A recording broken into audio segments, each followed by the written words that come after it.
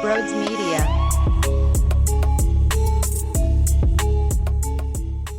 Hey, what's going on, everyone? Real quickly before we begin the show, if you're new to the channel, smash that subscribe button. Hit the thumbs up button as well. Over on Twitter, at Brodes81, that is my personal Twitter account. Hit the follow button there also. And with that being said, enjoy the show. What is going on, everyone? Welcome on into Sports Talk with Brodes. I'm taking this one step at a time. We understood that this would be a very emotional day. It started off this morning speaking about the Philadelphia Phillies on their off day as they look forward to an Atlanta Braves series that they basically need to sweep to give themselves an opportunity to squeeze through to win the division, right? Then Ben Simmons drama would show its ugly head when the media coverage started with the 76ers. And then we have an Eagles Monday Night Football game against the Dallas Cowboys in Dallas. So I was prepared for this emotional journey. It's just, hey, we're involved in it right now. We're invested in it right now. So I'm doing my best here. Work with me. And I'll be honest, the tone of the media day was negative for me. I saw it as a bad vibe, an uncomfortable situation. I felt bad for Tobias Harris, Joel Embiid, for the top guys of this organization, and hell, even the Andre Drummonds, the Isaiah Joes. You know, they're getting questions, and I honestly don't even know if Isaiah Joe got asked a question about Ben, but just the fact that, you know, new guys that just get in here. Oh, what do you think about Ben? Oh, what do you think about Ben? What do you think about the point guard? It's like, it's our job, number one, to figure out this information, so I don't have a problem with it whatsoever. Matisse Thybulle gave us some snarkiness, and I understand his viewpoint from a broad perspective, but at the same time, you know, his response is similar to this. Well, we're only talking about it because you keep asking us. Well, we're talking about a $30 million man who won't shoot a basketball, who's not answering his teammates, who won't show up, who's about to get fined as a number one overall pick in the NBA draft. Yes! Yes, Matisse. And honestly, I didn't think I'd get this fired up when I turned this microphone on in front of me. Believe it or not, I thought I would be sad because I hated listening to Tobias Harris speak about, you know, self-assessing, and you got to ask yourself questions. And then Joel Embiid saying, I don't take back what I said. I was telling you the truth. Now, the big storyline seems to be fans versus players. And there's a different way some of these players handled it. Joel Embiid and Tobias Harris speak about, yeah, like these fans care. They care. But not everybody can handle it the same way. While Danny Green doubles down on what he said before on John Clark's podcast of, I got booed at home. I never experienced that before. My ass. What are you talking about? I just heard the Kansas City Chiefs boo the hell out of Pat Mahomes and Andy Reid yesterday afternoon. You get booed in regular season games, Danny, at home. Come on now. What a joke. But he responded by saying, it's not about the boos at home. It's about the brotherhood. It's about staying with your brothers. It's about having your brothers back. Okay, I could get behind that, Danny. So where's Ben? Does he have your back? Fuck no, he doesn't. Instead, it's the opposite. I felt bad for all these players having to answer the questions and talk about this. First question, well, you know where this is going, Toby. You know where this is going, guys. You know where this is going, fellas. What are your thoughts on the Ben Simmons stuff? And it's not the media's fault for asking these questions. Let's be clear.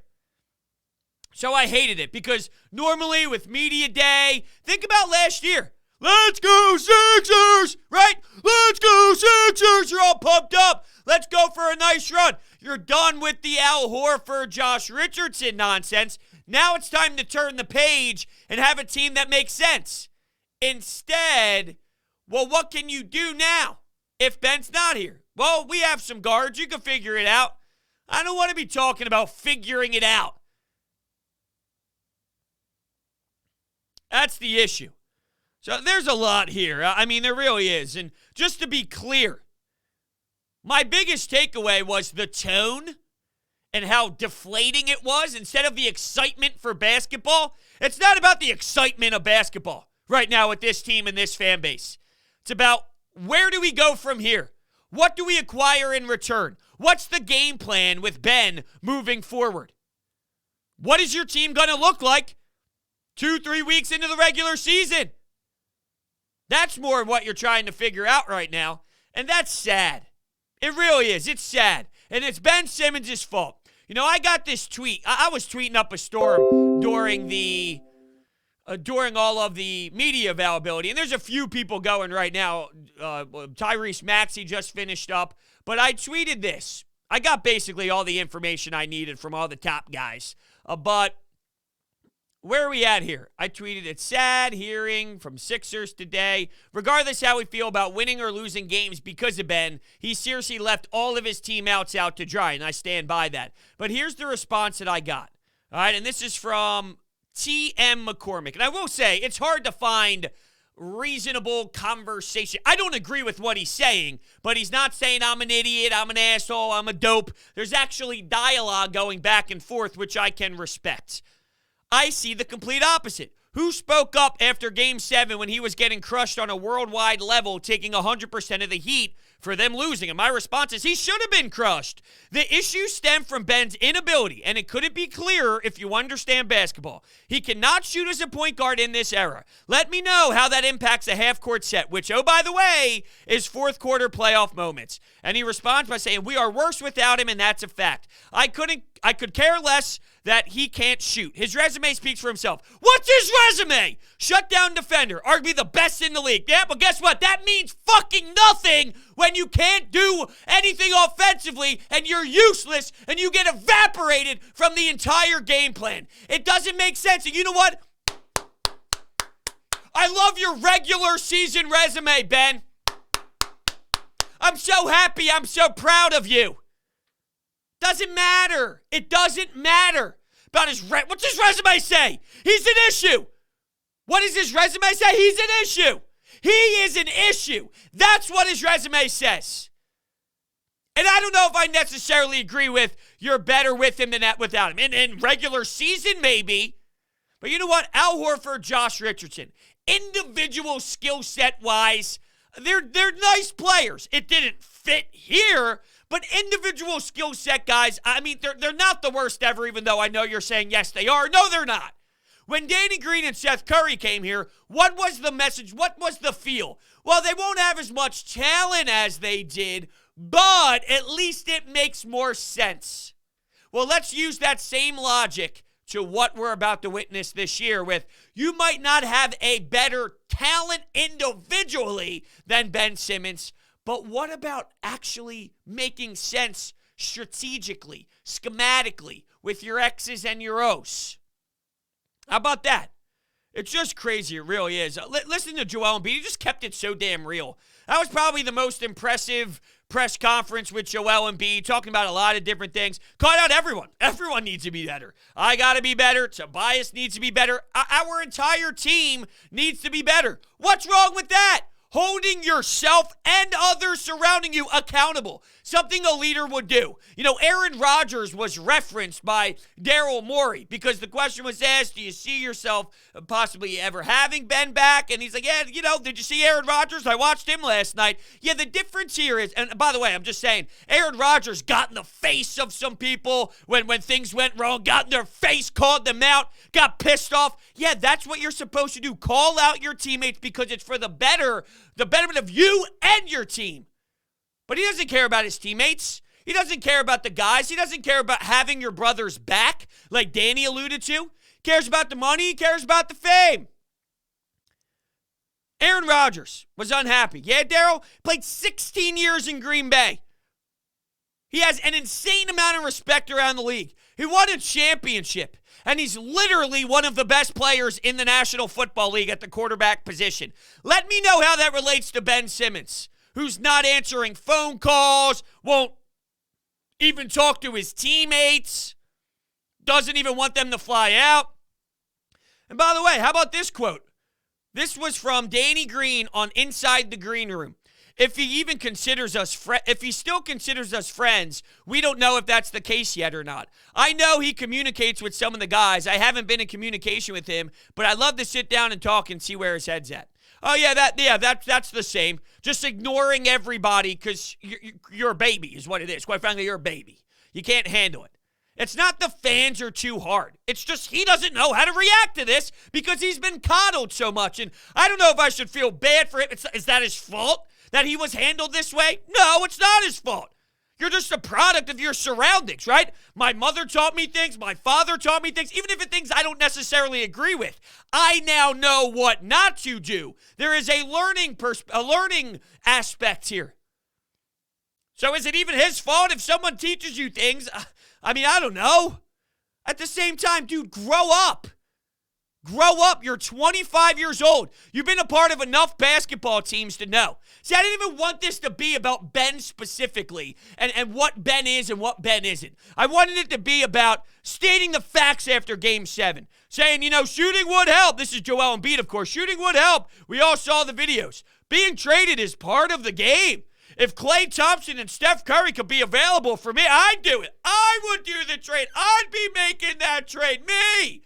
Like, this guy just gets it. And you know what? We're praising Joel as we should for how raw and honest that really was. But at the end of the day, he's just giving you real information. It goes back to when you go from Carson to Jalen. Jalen might not be magnificent, but it's like, wow, it's not that. The slop, the garbage. When Tyrese Maxey plays point guard, he's going to be good in this league. He'll be a starting point guard. But when we see a primary ball handler who can dribble, utilize a screen, come off of a pick, shoot a basketball off the dribble, all this stuff, attack the rim, pass the basketball, be a threat with the ball in his hands, like all of that could be done in one individual, believe it or not, at the point guard position. And when we see that, he's still young, raw, and making mistakes, but we're like, whoa, hold on a second, because we're so used to the slop, the garbage, the crap that Ben Simmons provides. With Joel speaking, are we like, wow, this is refreshing because we're used to this Ben Simmons, I am what I am, it is what it is. That's not just some random stuff I'm throwing out there. I am what I am, it is what it is. Who says that?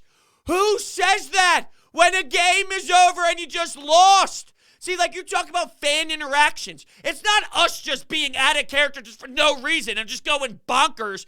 You say something, it's a cause and effect. Well, you lost a big game. That is what it is. I am what I am. I'm sorry, what? Excuse me? Can you say that one more time, please? Can you define that for me, please? What are we doing here? Oh, it's amazing. I thought it was funny listening to and watching Doc Rivers and Howard Eskin go at it a little bit. I thought the questions were reasonable, though. We're just trying to get the information on Ben Simmons.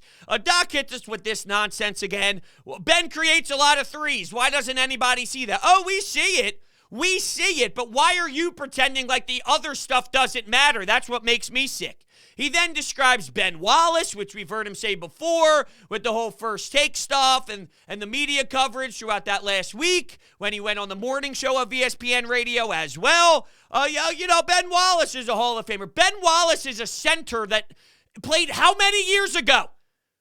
Ben Simmons is a point guard in 2021 where taking 43s a game is what teams do in this league.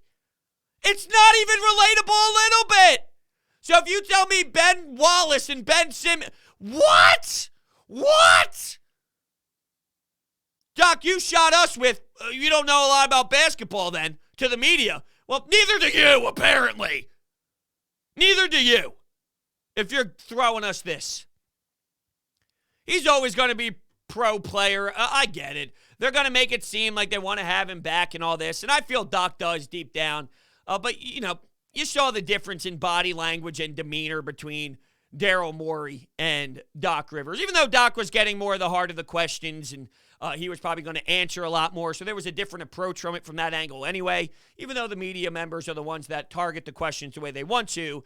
Doc, the head coach, will be taking a lot more of these answers, and you kind of saw that. But, yeah, It's amazing to me that we are in this predicament. I'm just looking at some of the stuff I wrote down. Seth Curry, I thought was just pretty funny with it, to the point where, not actual humor, he was like, his mentality with it all is like, I'm focused on myself, man. This is the NBA. This is the league we play in. I gotta work on this. I worked on that. I did, this basketball stuff. With Matisse, I didn't like his snarkiness at all, his facial expressions, and he was almost acting as if we're at a line. The media's at a line. Anyone in the media is at a line for trying to get information about the drama, which is just outstanding, in my opinion, that he feels this way. Even though, if I was on that side, if I'm objectively viewing this, right? If I'm on the other side and I know I'm going to be getting questions about Ben, I'd probably have some sarcasm, or, I'd probably have a certain way my answers come out to. Just like with Danny Green, you're going to support your brothers, because when you're on that side, you're a community. Whether you're on the Lakers, the Celtics, the Sixers, there's an NBA player community that you're just in a rare family, right? So you're always going to look at media attention a certain way. But I don't like how, they feel that Philadelphia sports media and the national media coverage is the same way. And, sometimes it's not the Philadelphia local market that's saying things. Sometimes it's being pushed in other articles, on other websites, on national coverage. And then we react. But what are we supposed to not react? It goes back to Nick Sirianni and his obnoxiousness prior to getting hired, or prior to coaching his first game. What are we supposed to not react to the Philadelphia Eagles head coach who was just hired? Oh, yeah, let me have no opinion on that. Just from hearing him speak. Yeah, please. Tell the Philadelphia Eagles fans to not even have an opinion. You can have an opinion with an open door, knowing that it doesn't matter, essentially, unless he wins football games. Like, the only thing that matters is winning football games. Unless it goes south and he's miserable, then yeah, it all mattered. If it doesn't, it doesn't. But you can have an opinion, please. Here's my opinion. DraftKings Sportsbook, it's actually a fact. DraftKings Sportsbook is the best sportsbook out there. It's been a great start to the NFL season, and it's only getting better at DraftKings Sportsbook, an official sports betting partner of the NFL. DraftKings is kicking off another week of action by giving all new customers a can't-miss offer. Bet just $1 on any football game this week and receive $150 in free bets instantly, no matter what. And this football season, all customers can swing big with DraftKings same-game parlays. So download the DraftKings Sportsbook app right now and use promo code Brodes to receive $150 in free bets instantly when you place a bet of $1 or more on any football game. That's promo code Brodes to get $150 in free bets instantly. This weekend at DraftKings Sportsbook, an official sports betting partner of the NFL. Must be 21 or older. Pennsylvania only. New customers only. Restrictions apply. In partnership with Meadows Racetrack and Casino. See DraftKings.com/sportsbook for details. Gambling problem? Call 1-800-GAMBLER. So I know it doesn't mean much, but earlier I brought up the fact that Media Day is supposed to be a day of excitement. The NBA season's coming around. I can't believe it's already almost October. You got preseason action happening in hockey now. So the winter sports are coming along. There should be this excitement level that rises. The Eagles football, even though we're not expecting the most explosive team in the world and the win total is going to be extreme, Eagles football, Flyers hockey, Sixers basketball, all rolling around. It's a beautiful start to the sports calendar. The fall turns the next page. It's not January like the normal calendar. No, that means nothing. It's really about the fall. When September hits and football hits, that's the start of the new year in our eyes. And instead of, getting a little bit stupid excited for Shake Milton talking about his defense and threes and how it ate him alive not playing last year, and that's something that really bottled inside of him, so he would work on that and get better at his craft.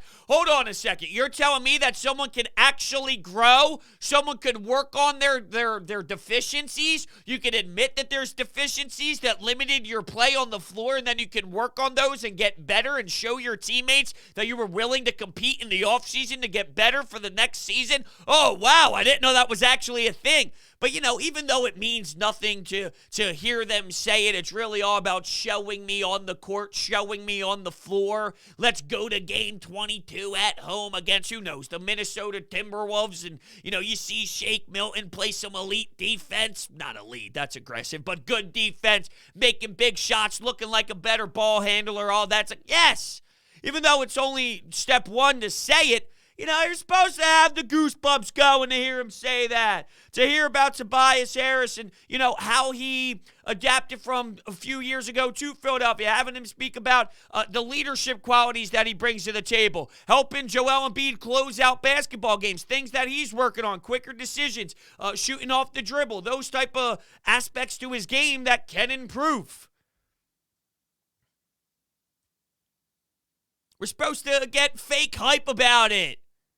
Let's go Sixers. Now, it feels wrong. It doesn't feel right. It feels forced. I told you, I knew it was going to be emotional. I knew it was going to be all over the map.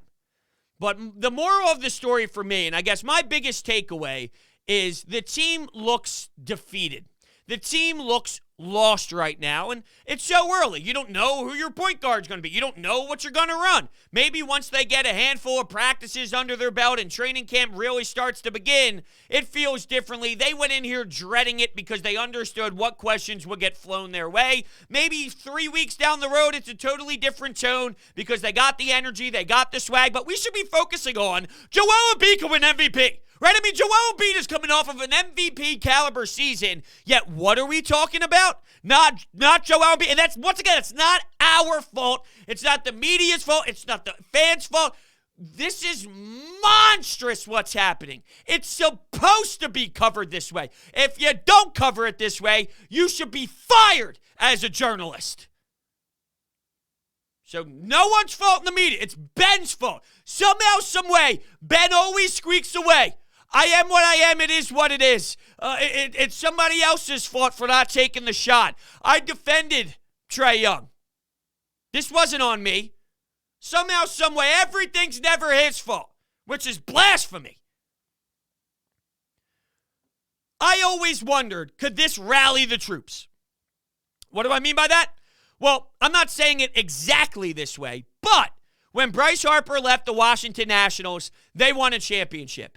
You're telling me, now remember, it started out poorly, under 500, had to battle back, had an unbelievable journey ride that I could compare to the 2017 Eagles. That really doesn't make much sense. You can't put your finger on it, but ultimately, they had the it factor as a team that gelled together. But it took losing an MVP caliber player that won one in Washington leaving for them to really mold. Is there something to screw this guy? Screw this clown. He doesn't want to be here. He doesn't want to have his brothers back. Fine, let's go. We can do this without him. Will there be chemistry that actually somehow gains an advantage from this where, they have an edge to them? There's fire to them. They're upset. They're disappointed. They hated this. Shut up, media. Focus on our basketball. That's fine if they use that as motivation. Shut up, Ben, or Rich Paul, or whoever the hell is speaking. We'll keep our eye on you, but we're worried about ourselves. See, that's one thing that was being talked about too, is like this, you can't allow this to dictate your approach. And you're right. You're right and you're wrong.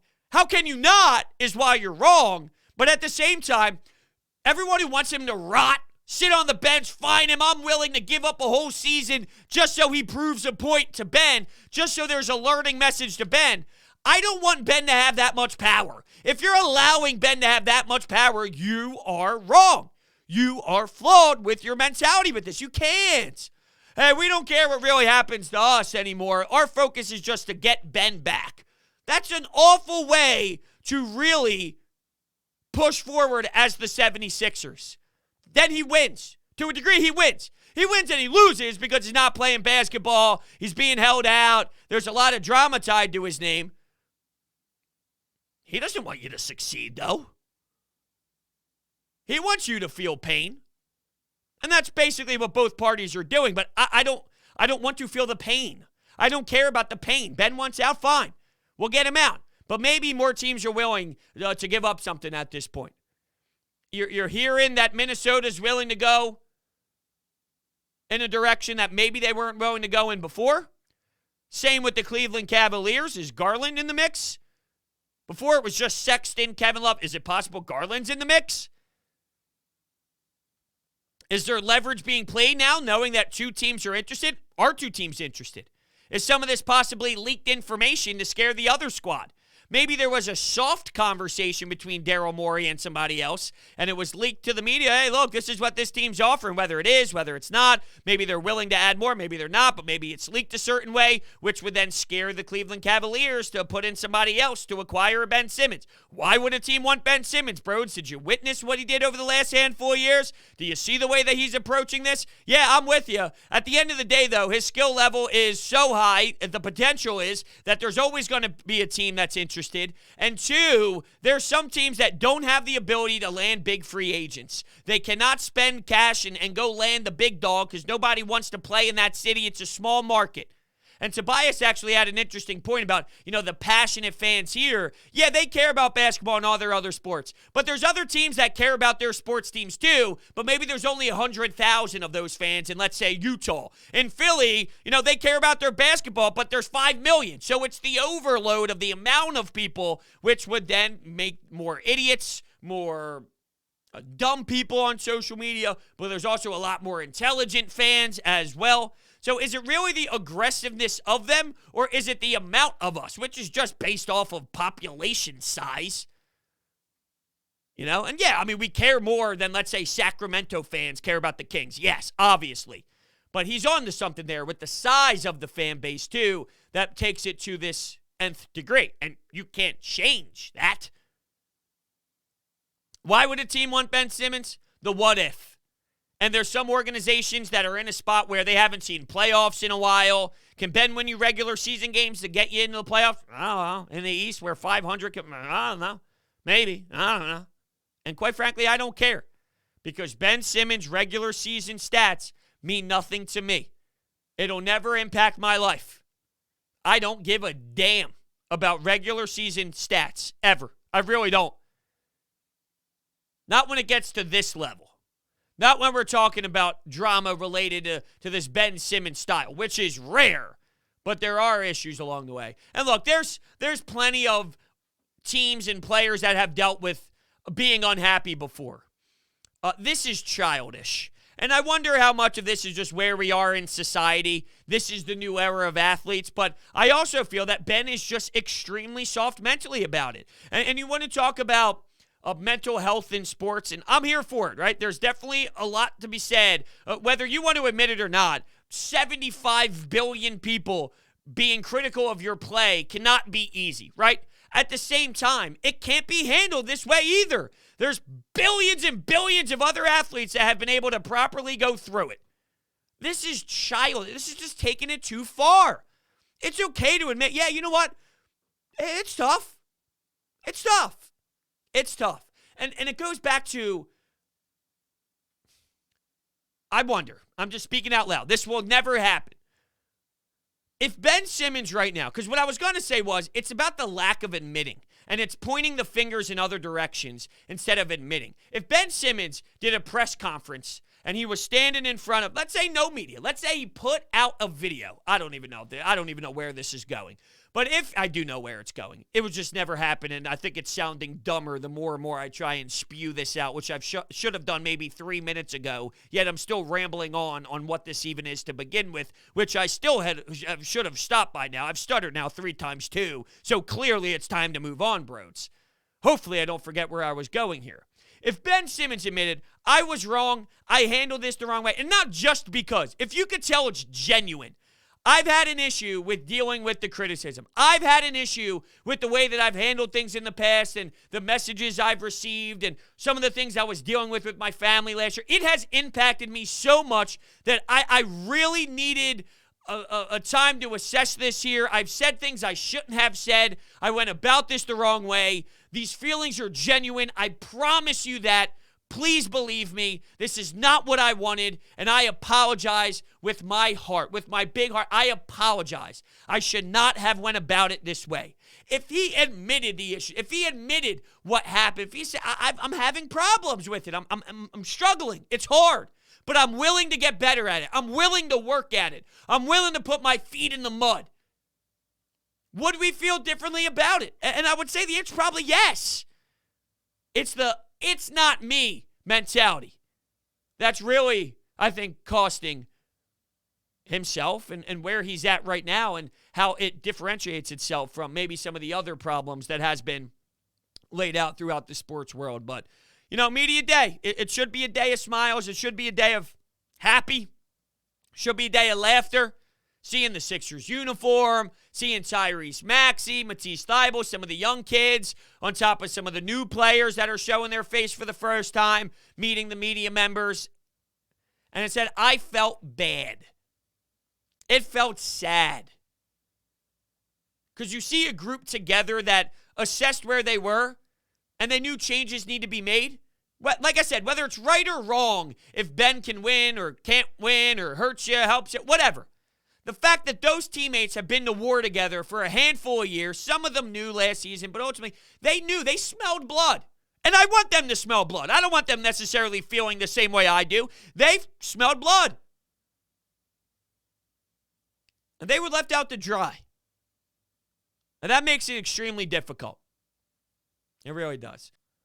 I want to tell you real quickly about my friends over at BetQL. Do you want to get an advantage over your sportsbook? You need to download BetQL, the only app you'll need to make smart bets. Their best bet model scans over 350,000 unique bets per year to give you a best bet recommendation for every game across all major sports and gives you a reasoning why you should place that bet. Their model covers spreads, over-unders, and player prop bets. Their sharp data so you can see who the pros are backing. Lineup breaking news and injury status updates. Head to the App Store or Google Play Store now to download BetQL. Enter the discount code Brodes at payment checkout for 25% off any of their subscription offerings. Their information is down below in the description. So with that being said, that's my thought, or those are my thoughts on the media day today. I want to thank everybody so much for hanging out. Thank you all so much for listening, and I will see you next time.